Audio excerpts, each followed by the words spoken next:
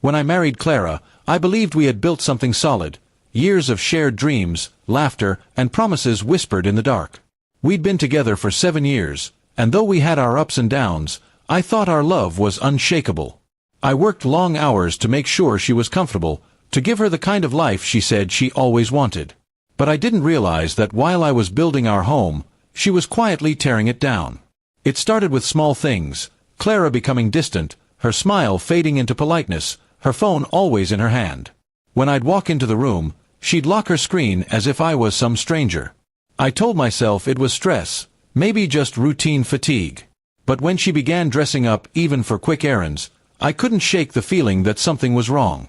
One Friday evening, I came home earlier than usual.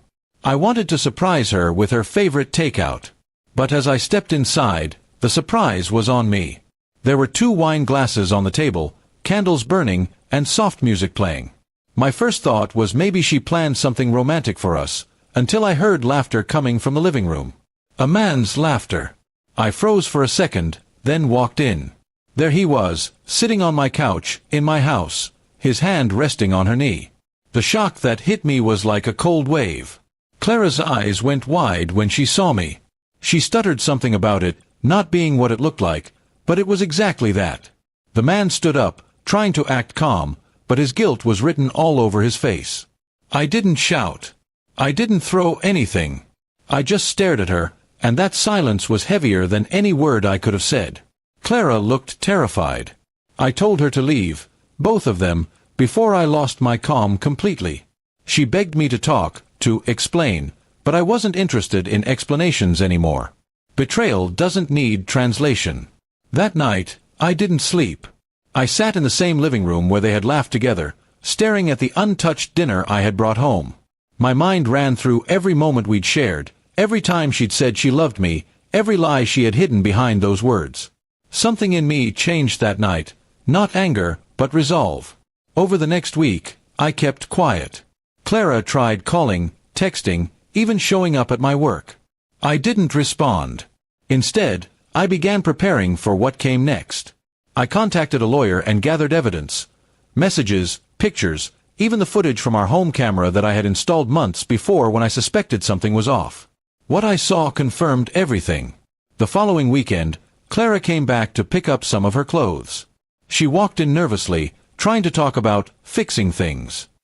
I handed her a folder, the divorce papers, and a USB drive with everything I'd found. Her face went pale.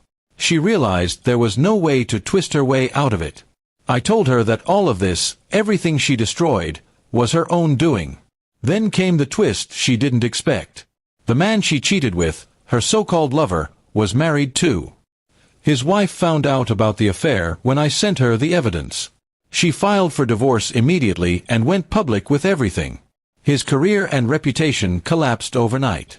Clara had thought she'd found someone better, but all she got was ruin.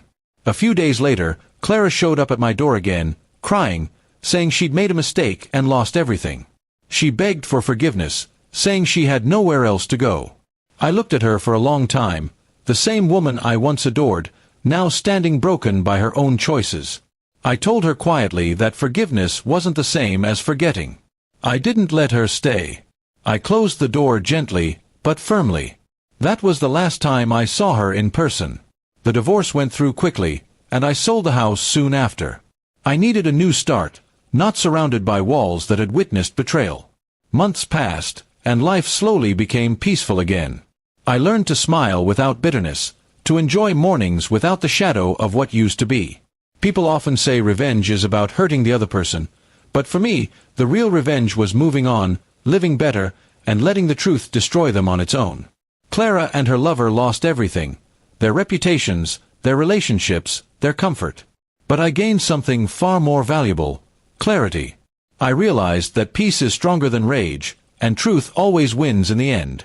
Now, when I look back, I feel no anger. Just a strange gratitude. Because that betrayal, as painful as it was, freed me from a life built on lies. And sometimes, that's the only kind of justice you need.